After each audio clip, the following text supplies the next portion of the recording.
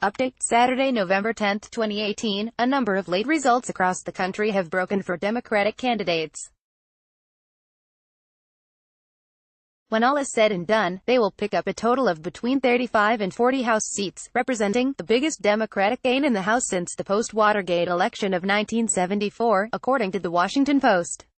The Senate and House races in Florida have gone to a recount, and Stacey Abrams in Georgia is standing strong against Brian Kemp's brazen attempts to steal the race in broad daylight. In short, the 2018 midterm elections are not over, but the Democrats fared far better than the early wisdom suggested. This is what we've waited for. This is it, boys. This is war. The president is on the line as 99 red balloons go by. Nina, 99 loof balloons.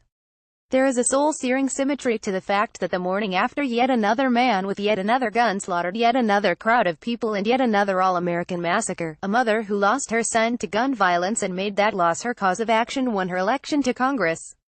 6 years ago, Jordan Davis was sitting in a car with friends at a Florida gas station when a man named Michael Dunn opened fire on them because he thought the music they were playing was too loud. Davis was killed in the hail of bullets. His mother, Lucy McBath, became a gun violence activist and joined forces with the Parkland survivors after that nightmare unfolded. McBath ran for the Georgia 6th House seat this year, and on Thursday morning, her Republican opponent Rep. Karen Handel conceded the race. For me, McBath told CNN back in May, I was looking beyond my own tragedy, looking for the other tragedies that were most definitely going to happen if I didn't keep talking about this crisis. The victory marked the 29th House seat picked up by the Democrats in the 2018 midterm elections, further cementing their majority control of the chamber. That is the election in a nutshell, an amalgam of joy and sorrow. It is inspiring for what did happen and utterly galling for what might have been. Democrats handily won control of the House but lost ground in the Senate, a harrowing fact when one notes that Democratic Senate candidates collectively got 10 million more votes than their Republican opponents. Power in the Senate is further devolving to a hard-right Republican majority who only represent about 18% of the country. Nothing good comes from this. Beto O'Rourke lost in heartbreaking fashion in Texas, as Andrew Gillum appeared in Florida, although that may change. However, neither Scott Walker nor Chris Kobach will be governors come January. Voters in Oregon handily defeated an anti-choice ballot measure while voters in Alabama and West Virginia approved them. Ballot initiatives to expand Medicaid won in Idaho, Utah and Nebraska but lost in Montana. Nearly 1.5 million people with felony convictions regained the right to vote in Florida, while 4 states passed victims' rights measures that will exacerbate incarceration. One of the most consequential outcomes of the 2018 midterms was the full-spectrum dominance of a diverse cross-section of women all across the country. At least 98 women were elected to the House on Tuesday night, reports Margaret Talbot for The New Yorker, 84 Democrats and 14 Republicans, which means that more women will be serving in Congress than ever before. All this good, bad and ugly took place in the umbrella of rampant national vote suppression by Republicans that begs the question, what would Tuesday's results have been if so many millions of voters had not been deprived of the franchise in so many shamelessly rigged elections? In Georgia, hundreds of voting machines meant for Democrat-leaning districts were left locked in a government warehouse, causing huge lines and long waits. In North Dakota, Native Americans who live on reservations were stripped of their voting rights because of a GOP-passed law requiring voters to have street addresses, which many reservation residents don't have. The list of brazen efforts to suppress voting rights during this last election is seemingly endless, and must be investigated down to the last stolen vote. Towering over it all, however, is the change set to take place in the House of Representatives. Women, Muslims, African Americans, war veterans, members of the Latinx and LGBTQ communities, young people, gun violence activists, teachers, union activists, all the people who Donald Trump disdains came together on Tuesday night to create this new truth. House Intelligence Committee Chairman Adam Schiff, House Banking Committee Chairman Maxine Waters, House Oversight Chairman Elijah Cummings, House Rules Chairman Jim McGovern, House Ways and Means Chairman Richard Neal and House Judiciary Chairman Gerald Nadler.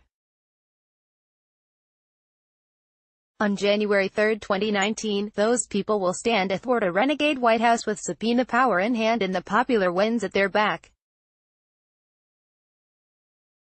That, more than anything, explains the incredible chaos which unfolded in the immediate aftermath of one of the most consequential elections in living memory. It began with Donald Trump giving easily the most unsettling, unhinged press conference of his tenure, and brothers and sisters, that is saying something. The peak moment came when Trump shouted down CNN reporter Jim Acosta for asking questions about the Mueller investigation. At one point, it looked for all the world like the two of them were about to come to blows. The period of time between right now and January the 3rd of may be, mark my words, the strangest and most dangerous passage this nation has crossed in decades. A White House aide attempted to take Acosta's microphone away from him during the exchange, and Acosta discovered later in the day that his White House privileges had been summarily revoked. Adding insult to injury, the White House press office fobbed off a demonstrably doctored video claiming Acosta had been violent with the microphone-grabbing aide. The ruse was promptly exposed, and a variety of national press organizations are now raising every shade of hell on Acosta's behalf. Mere minutes after his press conference meltdown, Donald Trump fired Attorney General Jeff Sessions, replacing him with confirmed lickspittle Matt Whitaker, who will now have immediate oversight control of the Mueller investigation. This despite Whitaker's public attacks on the investigation, and the fact that putting him in charge of the investigation may very well be flatly unconstitutional. What sort of fellow is Mr.